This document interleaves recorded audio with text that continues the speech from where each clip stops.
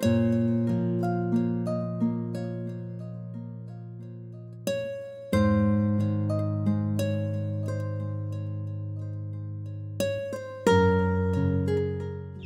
আমার সব কাজ শেষ। রোজা রেখে খুব ক্লান্ত লাগছে, এখন একটু বিশ্রাম নিয়ে নেই, পরে না হয় উঠে বাকি কাজগুলো করে নিব। হ্যাঁ, ওটাই তো পারিস। কাজকর্মের কোনো খোঁজ নেই, মহারানীর শুধু আরাম আয়েশ। বলি, আমার ছেলের মাথা খেয়েছিস, এবার আমার মাথাটা খেয়ে এবার আমাকে একটু মুক্তি দে। মুক্তি পারিস না? মা, কি বলছেন আপনি এসব? সব কাজই তো করেছি, বেলা গড়িয়ে যাচ্ছে, তাই ভাবলাম একটু জিরিয়ে নিই। তাই বলে আপনি এইসব কথা বলবেন মা? না, কথা শোনাবো কি? সে সাহস কি আমার আছে? মহারানীকে একেবারে মাথায় তুলে নাচতে হবে। কত আশা ছিল আমার ছেলেটাকে বিয়ে দিয়ে মোটা অঙ্কের টাকা আনবে, সেই টাকা দিয়ে আমার ছেলে ব্যবসা করে অনেক বড় হবে। তা না, এই মুখ পুরিটাকেই আমার ছেলের কপালে জুটতে হবে। মা, আজ আমার বাবার যৌতুক দেওয়ার সামর্থ্য নেই বলে আপনি কত কিছু বললেন, মা হয়ে আপনি এভাবে বলতে পারলেন? কে এলেন রে? বলি, তোর বাপের বাড়ির থেকে যদি টাকা পয়সা না আনতে পারিস, তা তোর বাবা ছোটবেলায় তোকে নুন খেয়ে মারতে পারলো না?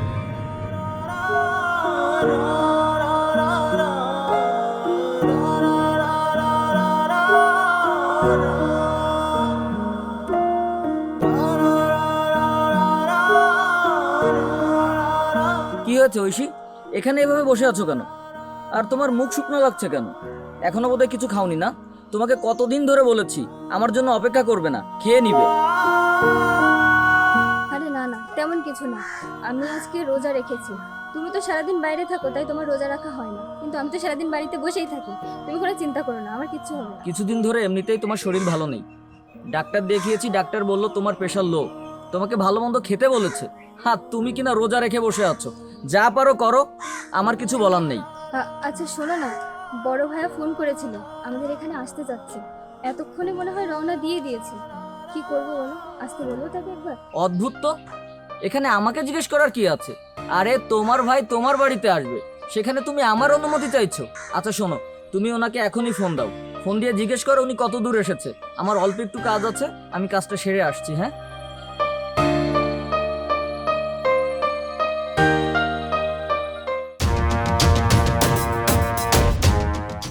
ওরে বাবা, এই বাড়িতে আজকাল অনেক কিছু হচ্ছে। ও বাবা, আমাকে না জানিয়ে দেখি অনেক কিছু হচ্ছে। এই, তুই যে অতিথিকে ডাকছিস, অতিথিকে কে খাওয়াবে? তুই খাওয়াবি না তোর বাপ খাওয়াবে? মা, আমার ভাইটা কতদিন পরে আসতে যাচ্ছে, অনেকদিনই তো দেখা হয় না ওর সাথে। একবার আসুক না মা, এসেই না হয় আবার বিকেলে চলে যাবে। বলি, সংসারে আমি তো আছি নাকি? আমার ছেলেটার মাথা তো খেয়েছিস অনেক আগে, অতিথিকে ডাকছিস। আমার মতামত নেওয়ার কোনো প্রয়োজন মনে করিস না? এভাবে যদি নিজের ইচ্ছা মতো চলিস, তাহলে কিন্তু এই বাড়ি ছাড়া করবো তোকে। অপরাধ করেছি মা, অপরাধ করেছি আপনার সংসারে এসে। আমি আর কত সহ্য করলে আপনার শান্তি হবে বলতে পারেন মা? কেমন আছিস রে বোন? তুই এভাবে কান্নাকাটি করছিস কেন? চলে যা, চলে যা তুই। কেন এসেছিস এখানে? যখন যৌতুক দিতেই পারবি না, তখন ছোট থাকতেই গলা টিপে মেরে ফেলতে পারতিস। এখন তোর এত কথা শুনতে হতো না আমাকে। চলে যা এখান থেকে। কি রে বোন, কি হয়েছে তো? আর তুই এভাবে কথা বলছিস কেন? কি আর হবে বাবা, এসেছিল আমাকে জ্বালিয়ে খেতে, আর এখন তোমার সামনে কেঁদে কেঁদে এখন আমাকে অপরাধী বানাচ্ছে। মা, কি ব্যাপার? বাড়িতে এসব চেঁচামেচি কিসের? সেটা তোর বউয়ের কাছে জিজ্ঞাসা কর। চেঁচামেচি করি কি সাধে? কোন কুক্ষানে যে এই অলক্ষিণীকে নিয়ে এসেছিলি আল্লাহই জানে। মা, তোমাকে একটা কথা বলি। তুমি তো আমাকে জন্ম দিয়েছো, আমার ভালো মন্দ সবই তুমি বোঝো। বাড়িতে এতদিন কি ঘটছে না ঘটছে সবই কিন্তু আমি জানি। তুমি এতটা অবুঝ কিভাবে হলে মা? ও, এই ব্যাপার। এই মেয়ের সংসারে আসতে না আসতেই তোর মাথাটাকে খেয়ে নিয়েছে। যে ছেলে মায়ের কথা ছাড়া কিছুই ভাবতো না, আর সেই ছেলে আমাকে প্রশ্ন করছে, এই দিনটাও আমাকে দেখতে হচ্ছে। মা, আমি কাজ থেকে ফেরার পথে প্রায় বাড়িতে চেঁচামেচি শুনি। আশেপাশের লোকজনও আমাকে অনেক সময় অনেক কথা বলেছে, কিন্তু আমি বিশ্বাস করিনি। কিন্তু আজকে যখন আমি নিজ কানে শুনেছি, তখন বিশ্বাস না করে তো আর কোনো উপায় নেই। মা দেখো, মা তুমিও তো একটা মেয়ে, তুমিও তো তোমার বাবার বাড়ি ছেড়ে আমার বাবার কাছে এসেছিলে। একটা মেয়ে যখন বাবার বাড়ি থেকে শ্বশুর বাড়ি আসে, অনেক স্বপ্ন নিয়ে আসে। একটা মানুষ তো নতুন পর্যায়ে একটা জায়গায় আসে, তাই না মা? সে তো এই বাড়ির পরিবেশ সম্পর্কে জানতো না, বুঝতো না। সে অনেক চিন্তিত থাকে, অনেক ভয় থাকে। কিন্তু মা, আমরা যদি তার সাথে খারাপ ব্যবহার করি, সেই মেয়েটা কিভাবে আমাদের সঙ্গে মানিয়ে নিবে একবার কি তুমি ভেবে দেখেছো? মা, একটা মেয়েকে তার বাবা অনেক যত্ন করে ছোটবেলা থেকে লালন পালন করে বড় করে তোলে। একটা বাবার কলিজা থাকে মেয়েটা, তা সে ধনী হোক আর গরিব হোক। কিন্তু মা, আমাদের সংসারে এসে যদি সেই মেয়েটা অত্যাচারিত হয়, তাহলে তো মা তার আর যাওয়ার কোনো জায়গা থাকে না। মা, তুমি না আমাকে ভালোবাসো, আমার ভালো চাও, তাহলে মা, যে মানুষটা প্রতিনিয়ত আমার সেবা করে চলেছে, আমার যত্ন করে চলেছে, আমার খেয়াল রেখে চলেছে, তাহলে তারপরে এত অত্যাচার কেন মা? তুমি চুপ করো না। মায়ের সঙ্গে কেউ এভাবে কথা বলে? তুমি চুপ করো, আমাকে বলতে দাও।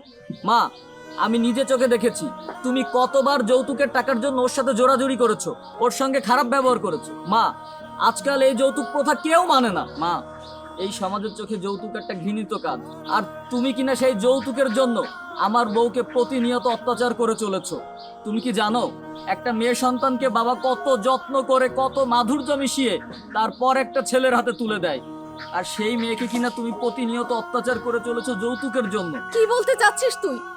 আমি তোর বউয়ের সঙ্গে দুর্ব্যবহার করি? মা, আমার কথা হয়তো তুমি কষ্ট পাবে, রাগ করবে, কিন্তু হ্যাঁ, তুমি ওর সঙ্গে যে ব্যবহারটা করছো এটাকে খারাপ ব্যবহারই বলে। মা, মা, বাবা চলে যাওয়ার পরে আমি দেখেছি তুমি কত কষ্ট করে, কত পরিশ্রম করে আমাকে মানুষ করার চেষ্টা করেছো।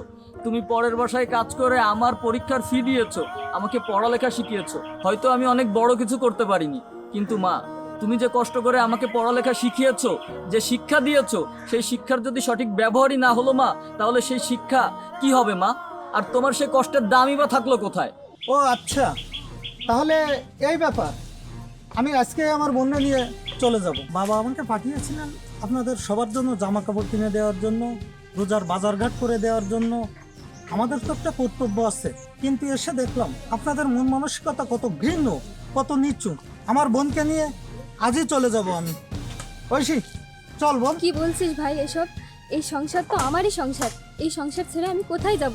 আর এখন যদি আমি তোর সঙ্গে চলে যাই, তাহলে বাড়ির পাশে নানান লোকে নানা কথা বলবে, আমি সেসব শুনতে পারবো না।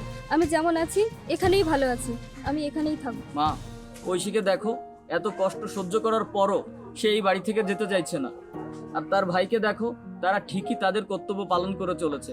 তারপরও কি তুমি বলবে যে তারা তাদের কর্তব্য পালন করে না? দেখো বাবা, আমি আমার ভুলটা বুঝতে পেরেছি। আমি আমার বউয়ের সঙ্গে অনেক অন্যায় করেছি। তুমি আমার বৌমাকে নিয়ে যেও না।